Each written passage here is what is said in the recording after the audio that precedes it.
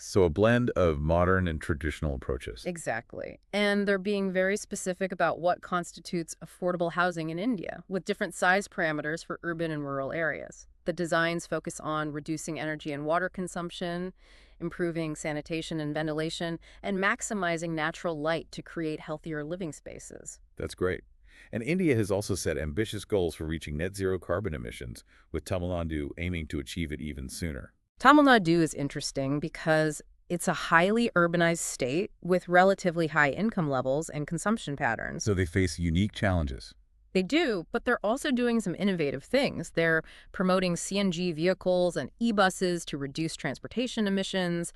They're already generating a good amount of their electricity from renewable sources, and they have a decent amount of forest cover. That's good to know. Yeah, and we also came across Auroville, an experimental township near Tamil Nadu and Puducherry. Auroville. Yeah, it's been around for over 50 years, and it's all about energy efficient and self-sufficient living. Wow, a community dedicated to sustainability. Exactly. Okay, so let's talk about Africa. Okay. The rate of urbanization there is incredible, with something like 40,000 people moving to cities every single day. Wow, that's a lot of people. It is. And it's created a massive housing shortage. They estimate that sub-Saharan Africa alone needs 160 million affordable homes. That's mind-boggling. It is. But the World Economic Forum suggested that 3D printed homes could be a solution. 3D printed homes. Yeah, they're potentially faster and cheaper to build. That's fascinating. It could be a game changer. Right. And of course, Africa faces extreme heat in many regions, so building well-insulated homes to reduce the reliance on air conditioning is crucial. Absolutely. Cooling needs can really drive up energy consumption. Okay, so now let's talk about the tiny home revolution. Okay, let's do it.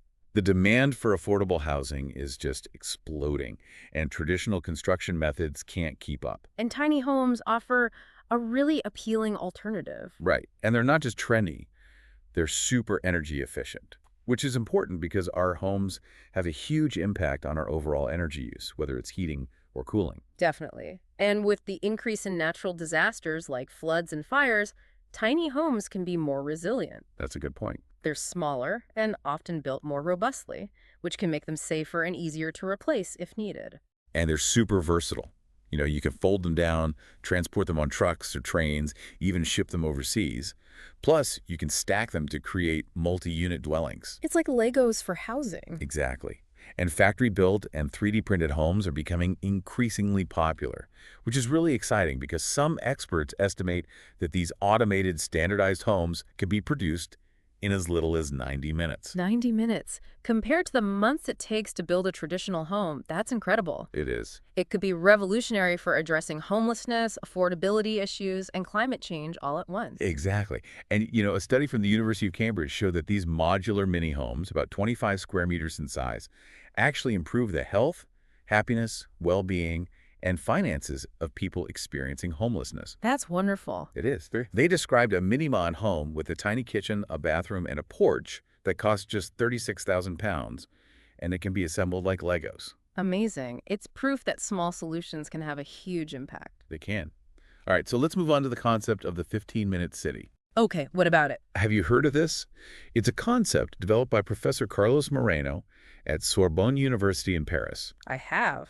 It's the idea that you should be able to access all your daily needs, work, home, shops, leisure activities, education, healthcare, within a 15-minute walk or bike ride from where you live. That sounds ideal. It does, doesn't it? Yeah. And the goal is to create more livable, sustainable urban environments where people don't have to rely so much on cars. Yeah, reducing those wasteful commutes. Aye. And with more people working remotely these days, it's becoming more and more feasible. Makes sense. Melbourne, Australia has a similar concept called the 20-minute principle, where they aim for residents to be able to access essential services within a 20-minute walk, bike ride, or public transport trip. Ah, so a slightly broader time frame. Exactly. Yeah. Now, I do want to mention that there has been some controversy surrounding the 15-minute city idea. Some people worry about restrictions on freedom and choice. I can see how that might be a concern for some. But there are cities actually trying to implement this model, like Paris. They're expanding bike lanes and turning parking spaces into parks and green areas. That's a great example of practical implementation. It is. And in India, there are plans for a 15-minute concept city near a major bus terminal. Interesting. So it's gaining traction globally. It is. Oh, and there's this online tool you can use to see how walkable your city is in relation to the 15-minute city ideal. Apparently, European cities like Zurich are closest to the mark, while a lot of U.S. and Asian cities would need significant changes to get there. Fascinating. It really highlights how different urban planning approaches can be. It does. All right, so last but not least, we need to talk about universal access to energy. Yes, absolutely. It's fundamental for a sustainable future. Right. Access to energy is essential for poverty reduction and improving gender equality. Yeah. But there's this huge disparity in energy consumption between wealthy and less wealthy nations. It's a significant issue. And it raises the question of how we can reduce poverty and promote economic prosperity while ensuring everyone has access to sustainable energy. That's the big challenge. It is.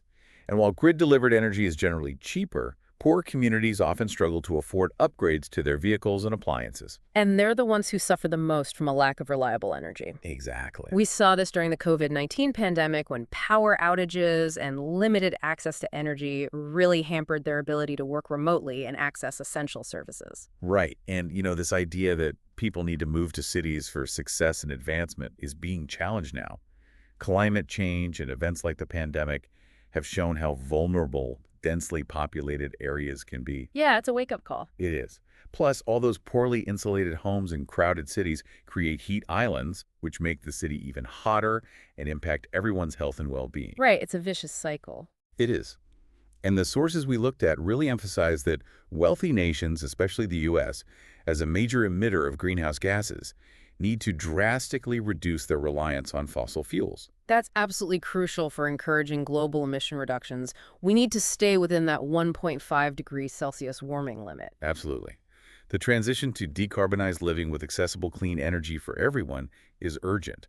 And it's not just about technology. It's about taking a multidisciplinary approach involving architects, engineers, social scientists, and anthropologists to create truly sustainable solutions. Right. We need a holistic approach that considers all aspects of human life. Exactly.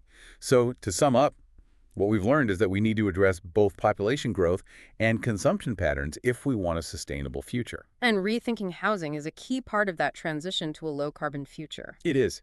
So to wrap things up, we'd love for you, our listeners, to think about this.